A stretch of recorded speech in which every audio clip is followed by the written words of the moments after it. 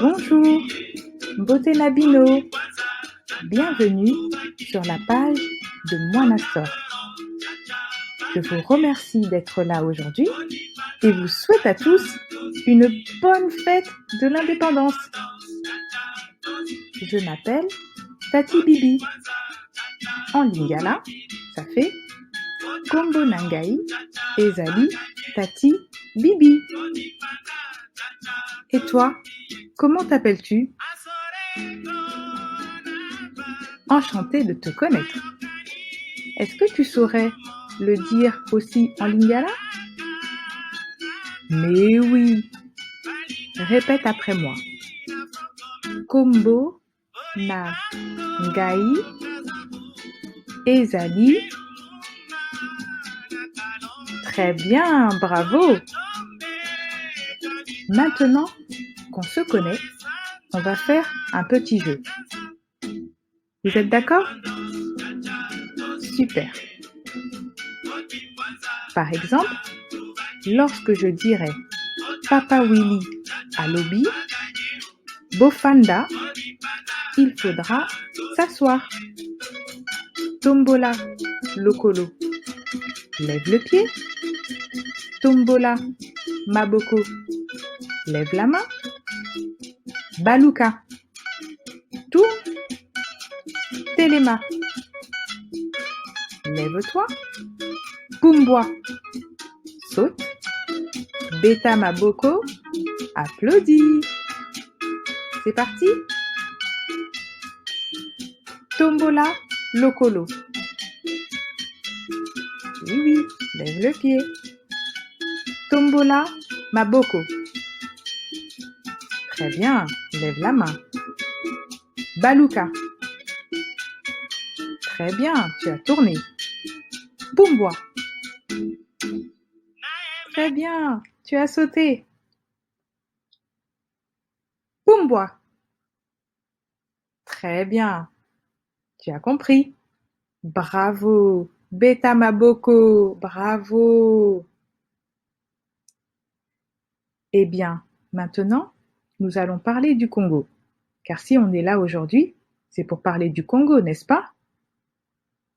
Très bien. Voici une petite vidéo de présentation du Congo. À tout de suite. Grand-père, raconte-moi l'histoire de mon pays. Ce n'est pas seulement l'histoire d'un fleuve puissant, ni celle d'une forêt immense, le deuxième poumon vert de la planète, où se trouve une des plus exceptionnelles biodiversités du monde et la solution à nombre de nos problèmes d'avenir. Ce n'est pas seulement une histoire de sapeurs ou de singes intelligents appelés bonobos, ni celle d'une flore et d'une faune unique à l'intérieur d'une nature intacte et sauvage. Ce n'est pas simplement la légende d'une terre splendide et miraculeuse où poussent les fruits et légumes les plus savoureux, ni celle des grands explorateurs et d'une nation à l'histoire passionnante et complexe. Ce n'est pas uniquement l'histoire d'un peuple chaleureux et accueillant, roi de la bonne humeur, avec un sens inouï de la fête, ni celle d'un endroit où s'effectuent les danses les plus rythmées du monde, ni celle d'un Eldorado minier, ni celle d'une culture à la variété infinie qui se décline dans l'art, les coutumes et le folklore de plus de 450 ethnies. Ce n'est pas seulement l'histoire d'une capitale bouillonnante de plus de 10 millions d'habitants, ni celle de 26 provinces plus belles et plus riches les unes que les autres, ni celle d'un pays étincelant d'opportunités. C'est surtout l'histoire que nous allons construire ensemble. Eh ben, tout ça, ça m'a donné envie de partir en vacances au Congo. Et vous? Bientôt. C'est pas encore les vacances. On continue notre découverte par un chant et à la fois un challenge. Car il faut être très rapide. Je suis certaine que vous l'êtes, n'est-ce pas? Allez, je vous invite à vous mettre debout. Vous êtes prêts? Mutu, Mapeka, Mabolongo, Makolo. Mutu, Mapeka, Mabolongo, Makolo. Mutu, Mapeka, Mabolongo, Makolo. Musu, Munoko, Matoi,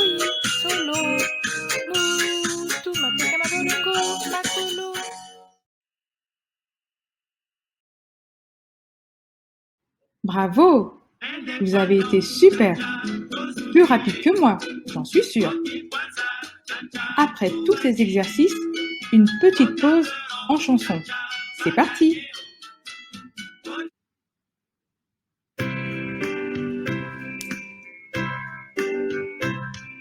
Bekusaka, ulali, ulali, yembilangan zembe, banana, banana, bekusaka, ulali, ulali. Au fait, vous m'avez pas dit, mais je suis sûre que vous avez reconnu les chansons, n'est-ce pas? Est-ce que vous saviez qu'on pouvait les chanter en lingala? Eh bien, moi non plus. C'est grâce à mon ami Tata Jo que je les ai découverts. Eh oui! Maintenant, savez-vous ce qui s'est passé le 30 juin 1960 au Congo? Bonne réponse! Si vous êtes d'accord. Patrice Emery Lumumba est né à Onalua, dans la province du Kasaï, en République démocratique du Congo. À cette époque, le Congo était colonisé, c'est-à-dire dirigé par un autre pays, la Belgique. Les Congolais n'avaient pas beaucoup de droits dans leur pays. Patrice Lumumba, qui était un élève brillant à l'école et qui était capable de parler 5 langues, a commencé à rechercher plus de justice, de liberté et de développement pour le Congo et pour les Congolais.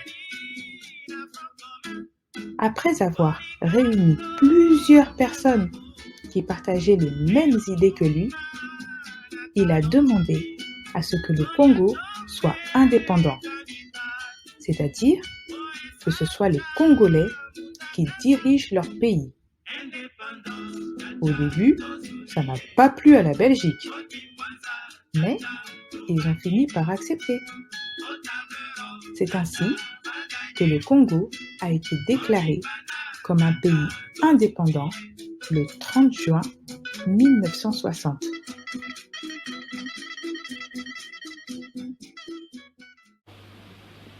Je vous demande de faire de ce 30 juillet 1960 une date illustre que vous garderez ineffaçablement gravée dans vos cœurs, une date dont vous enseignerez avec fierté la signification à vos enfants, pour que ceux-ci, à leur tour, fassent connaître à leurs fils et à leurs petits-fils l'histoire glorieuse de notre lutte pour la liberté.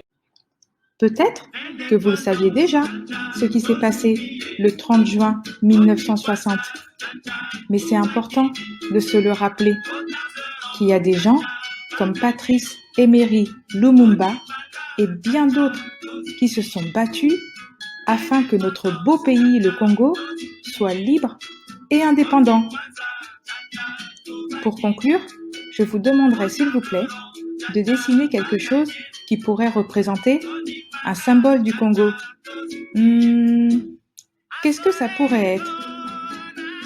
Oui? Je vous écoute? Mais oui, le drapeau congolais. Bravo! Qui se rappelle de quelle couleur il est? C'est bien ça.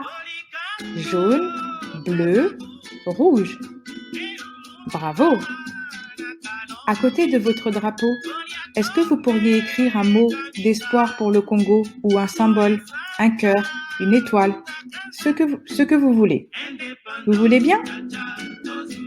Et si papa et maman veulent bien m'envoyer vos vidéos, vos dessins par mail, je serai ravie de les voir et de les partager sur Monastor. Bon, on arrive déjà à la fin de notre événement. En tout cas, un grand merci à vous tous d'être venus aujourd'hui. Ça m'a fait vraiment plaisir de vous voir et j'espère vous retrouver très très bientôt. Très très bonne fin de journée à vous tous. Botika la malamu.